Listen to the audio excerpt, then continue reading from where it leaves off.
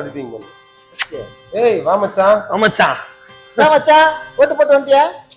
என்னடா வேற ஏன்டா என்னாச்சு? பின்ன என்னடா எதிர் வீட்டுல தன்ராஜ் அவன் ஒரு ஓட்டுக்கு 4000 ரூபாய் வாங்கி வச்சுக்கிறான்டா. பக்கத்து வீட்டுல சுரேஷ் ஒரு ஓட்டு 3000 ரூபாய் வாங்கி வச்சுக்கிறான்.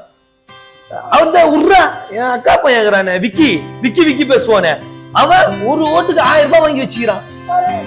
நான் இத்தனை வருஷமா ஓட்டு போறேன், 1 ரூபா கூட கொடுக்க மாட்டாங்கடா. காசெல்லாம் வாங்கிட்டா மச்சான் ஓட்டு போடுறது. மச்சான் காசு வாங்கிட்டு ஓட்டு போட்டேன்னு வச்சு அது அரசியல்வாதிங்க செய்யறாங்கல்ல சில கேவலமான விஷயம். அதை விட கேவலமான ஓட்டுன்றது உன்னோட உரிமை.